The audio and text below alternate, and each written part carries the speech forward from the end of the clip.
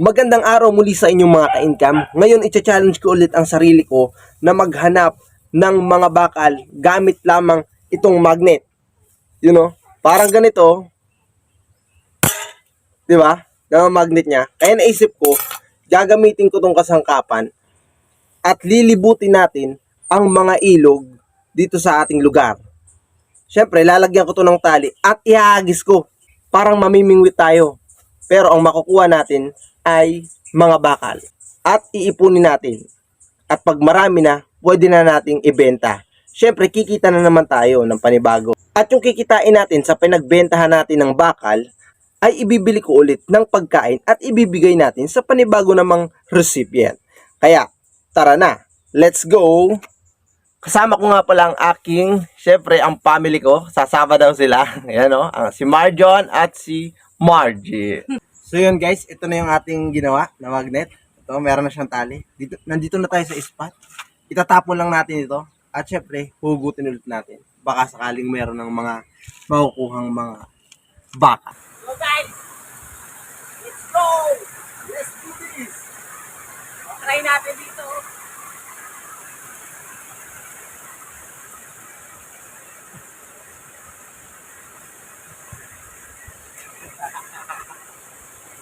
At sinimulan ko na nga ang paghagis ng ating magnet at wala pa akong nakuha ng mga bakal, kaya nagpatuloy ang aking paghagis at paghanap sa mga bakal na yan na nasa ilalim ng tubig.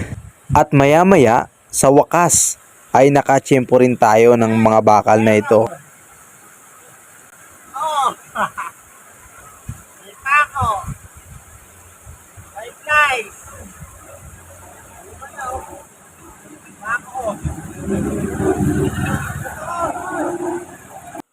At dito, itinuloy ko na ang pag-iikot at paghahanap at paghagis ng magnet sa palibot ng ilog na ito para mas marami akong makuha ng mga bakal.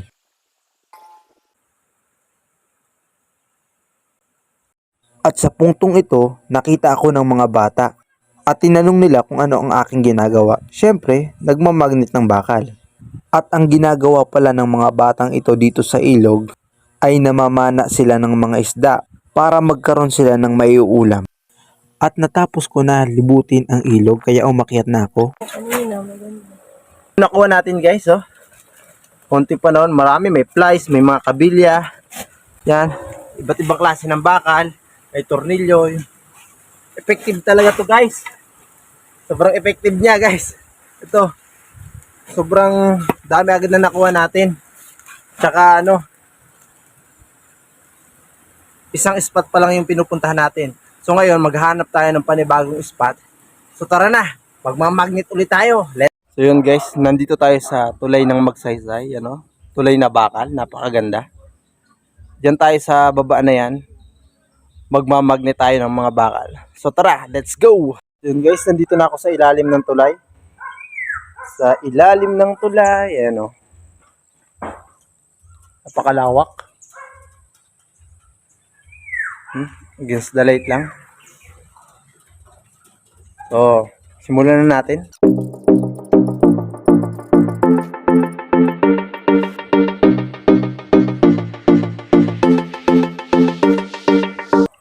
Nakakuha tayo guys, oh. Ano? Ano sinasabi ko sa inyo? Diba? Nakakuha tayo ng mga bakal. Dahil ay nagkakaroon ng bakal dito sa may lalim ng tulay o kahit saan man sa mga ilog. Siyempre, nung ginagawa to, hindi maiwasan na may mga nahuhulog na putol-putol na bakal o kaya kung galing din naman sa ibang lugar o bumabaha, pupunta rin yun dito. Inaano din yun. Kaya nagkakaroon ng mga bakal-bakal. Kaya kahit sa paano sa mga ganito, mga hindi natin nakikita ng mga bakal, sa tulong nitong magnet, yun, makukuha natin sila. Ayun, dahil anong oras na, alas 12 na, kailangan natin kumain ngayon. At gising na rin yung bata, kanina tulog yan. Tara, hanap muna tayo ng makakainan. Guys, kain tayo guys.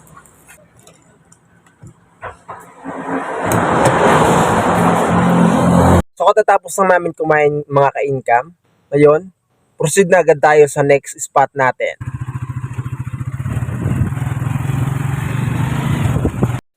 So yun guys, bababa tayo dito sa spillway na to. Ito ay sa Barangay San Juan Bago. Ano? Ano yan? Yun. Sobrang linaw ng tubig at saka sobrang ganda. Diyan din tayo maghahagis ng magnet natin. At syempre, nakakatakam na maligo. At maliligo na rin tayo.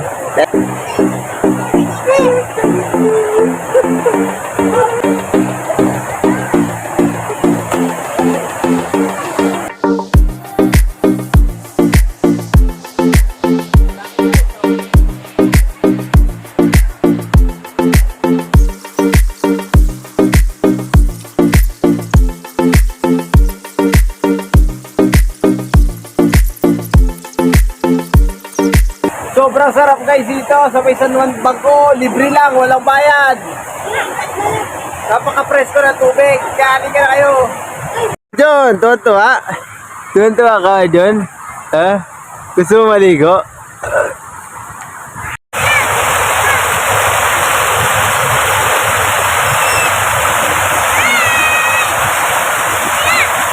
Ayan kayo, ayan kayo.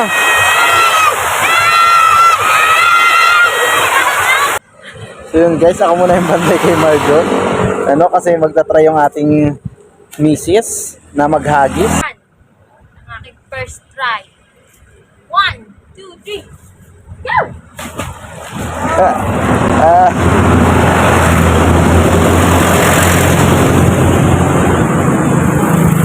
Guys, ang bigat. Hindi ko sobrang laki ng buwa.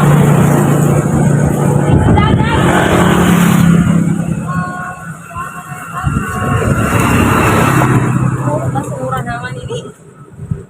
Ano nakuha? Ay! Putek! Wala nakuha. Wala nakuha. At syempre, naghagis din ako sa tulay ng Pawa at sa tulay ng Zone 8. Diyan ako dumaan kasi wala kasing hagdanan. Nagtry talaga ako dito na maghagis kasi usap-usapan sabi ng nakakatanda sa akin. Noong una, may lumubog daw dito na bangka.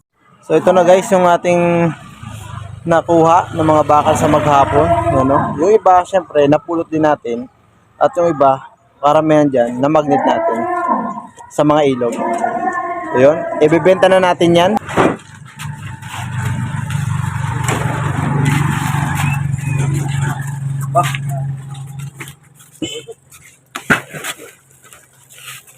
So yun guys, nabenta na natin. Ito yung kanyang resibo. Ano? 11 kilos yung isang sako, tapos 20 kilos naman yung isa. Kaya napakalaki na kahit papano. Ang pangangalakal, meron din talagang pera guys. Wala tayong punan, pagod lang. O, nagtiyaga lang tayo sa mga ilog, kahit saan, sa mga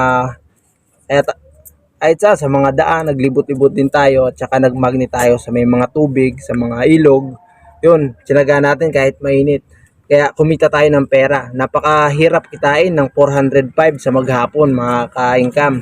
Pero ngayon, nagawa natin, kahit papano, malaking bagay na to, ang tulong na ito sa ating pagbibigyan. Ito na nga mga ka-income, yung resulta ng ating kinita sa pagmamagnet natin ng bakal sa maghapon. Napakalaking bagay na naman ito sa isang pamilya.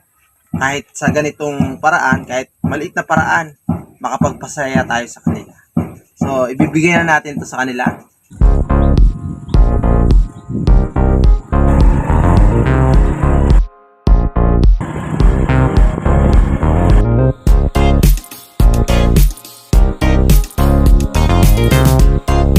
So, ito na mga ka-income, yung ating groceries, bibigyan natin.